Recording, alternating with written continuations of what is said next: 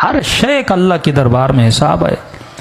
कुछ ईरानी ज़ाहिर कहते हम करबला गए तो 40 के दिन थे, हर बंदा कह रहा था आप हमारे घर आए, हमारे घर आए। कहते हमें जल्दी करबला पहुंचना था, हम नहीं रुके।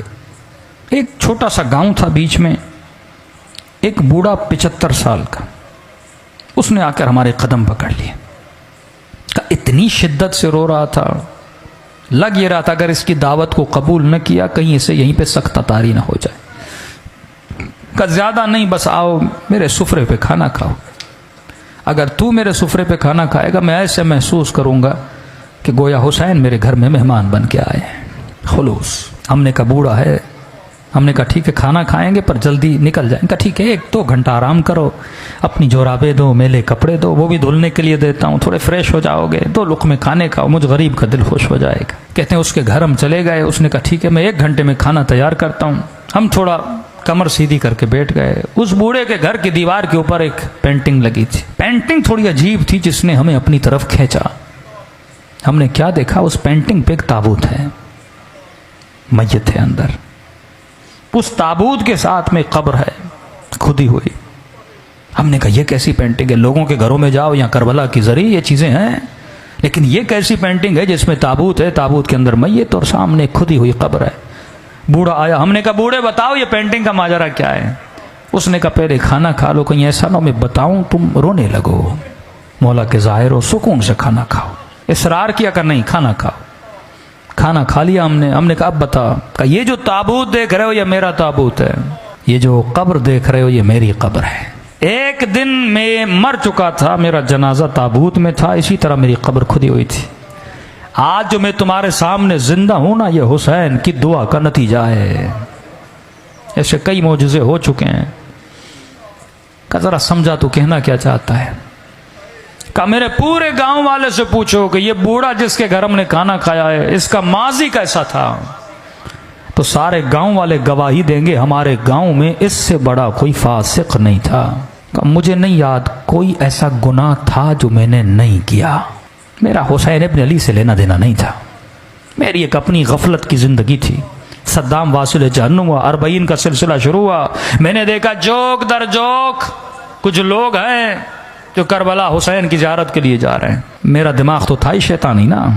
मैंने कहा जाता हूँ इन ज़ायरों को लूटता हूँ, किसी का मोबाइल लूटूंगा, किसी के पैसे लूटूंगा, थके हुए टूटे हुए सो जाएंगे, लूट लूंगा। कहता निकला अपने इरादा लेकर, चाय की सबीलें, खाने की सबीलें, मौकब पे मौकब लगा हुआ। दिल किया कि चाय पीऊँ।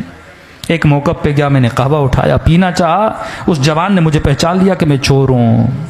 उसने कहा कहवा नीचे रख, ये सबील हुसैन के ज़ायरों के लिए है, चोरों के लिए नहीं है, दूर हो जा हमारी सबील से। बुरा लगा, मैंने कहा कोई बात नहीं, आगे दूसरी सबील से पी लूंगा। आगे बढ़ने लगा, एक बूढ़े ने देखा जो सबील के अंदर था, कहा इधर आ। मैंने कहा क्यों आऊँ, चाय तो तुम पिलाने नहीं देते। कहा शर्म नहीं आती, सारे गाँव वाले मदद कर रहे हैं, हुसैन की ज़ाहिरों की खिदमत कर रहे, तू खिदमत नहीं करेगा। मैंने कहा क्या करूं। अब कहता मैं हुसैन को जानता नहीं, मानता नहीं, कोई गरज नहीं, कोई लालच नहीं। मैंने कहा ऐसे क्या मदद करूं। कहा देख चाय बना रहे हैं, चीनी खत्म हो गई, 2 किलो चीनी लेकर आ। मैंने कहा ठीक है, बगैर गरज के ना, आप न्याज करते हो, जहन में कोई सोच है ना, मौला हुसैन मदद करेंगे, कब्र में क़यामत में सैयदा को अजर देंगी मेरे आंसुओं के बदले। कहता नहीं मेरा कोई जहन में पसे मंजर नहीं। मैं गया, 2 किलो चीनी ली। वापसी पे एक और सबील थी जहाँ चाय चल रही थी। मैंने कहा चाय यहाँ पीऊँ फिर जाऊँगा। उसने बोला भी तो अब उसकी चाय नहीं पीऊँगा। इज्जत नफ्स ने मुझे रोका। मैंने चीनी इसके टेबल पर रखी, चाय पीना चाहिए। उस सबील वाले ने समझा मैं उसके लिए लेकर आया हूँ। उसने कहा मौला का ज़ाहिर चीनी लेकर आया है। मैं रोक न सका, बता न सका कि आपके लिए नहीं अगले वाले के लिए। उसने उठा ली, मैंने कहा कोई बात नहीं, 2 किलो और लेता हूं। आगे बढ़ा, कहता है कज़ा पूछ के नहीं आती। आज मजमे में बैठा अगर मोमिन ये समझ रहा है ना 2 साल के बाद मरूंगा, 10 साल के बाद मरूंगा, ये तेरी भूल है। सेकंड लगते हैं रूह को बदन से निकलने में। कहता सीने में तकलीफ हुई, जमीन पे गिर पड़ा, अचानक देखा रूह निकल चुकी है, बदन जमीन पे पड़ा हुआ है। लोग दौड़े दौड़ा चेक किया कि बंदा मर चुका। का इतना फासिक था, मेरे जनाजे को कांधा देने के लिए मेरे रिश्तेदार तैयार नहीं थे। 4 मजदूर ढूंढे, उन्होंने कांधा दिया। समझ रहा था ख्वाब देख रहा हूं, लेकिन जब अपनी खुदी हुई कब्र को देखा, ताबूत पे अपने जनाजे को देखा, मैंने कहा ख्वाब नहीं, मर चुका है। कहता इस आलम में परेशान खड़ा था, किसे पुकारूं? बंदा कुछ करे तो अल्लाह को पुकारे ना, न खुदा को सही से मानता था। कहता है कब्र के किनारे पे 2 अजाब के फरिश्ते खड़े थे, हाथ में गुर्ज लिए। इतनी हैबत थी इनके वजूद में, जब देखते थे गोया मेरे अंदर से जान को खींच लेते थे। समझ गया उतरूंगा, कब्र का दरवाजा बंद होगा, अजाब शुरू हो जाएगा। कहता मेरा वजूद कांप रहा था, किसे पुकारूं, कौन आएगा मदद के लिए। इतने में मेरे पीछे से एक मीठी सी आवाज आई, और आवाज ने मलाइकों को मुखातब किया, आए मलाइकतुल्लाह, मेरे दोस्त को डरा क्यों रहे हो। मैंने कहा कौन है इस आलम में मुझे अपना दोस्त कह रहा है। कहता है मुड़ के देखा तो मलाइकों ने बड़े अदब से इसे झुक के सलाम किया और कहा अस्सलाम अलैका या अबा अब्दुल्लाह अल हुसैन, हुसैन शहीद करबला। हुसैन ने मुझे अपना दोस्त कहा मुझसे ज्यादा मलाइकों ने ताज्जुब किया। कहा मौला ये रहा इसका नाम अमाल, दूर दूर तक आपके किरदार किसके अंदर खुशबू नहीं है, ये आपका दोस्त कैसे बना।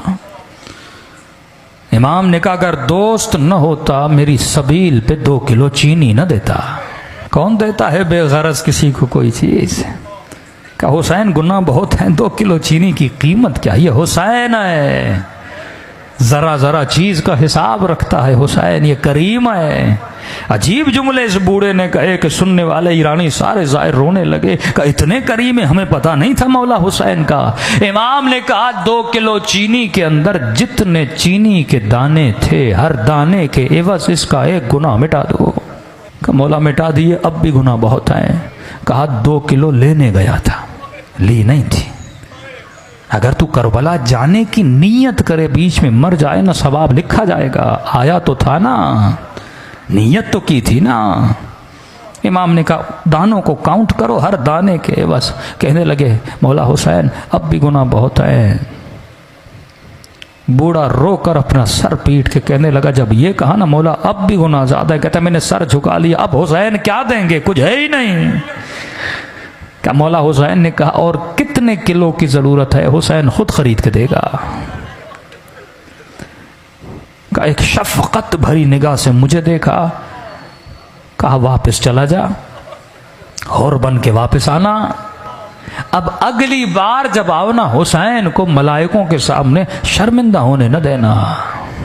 तभी फरमाया एक आंसू के बदले में हम तुझे हुर बना देते हैं।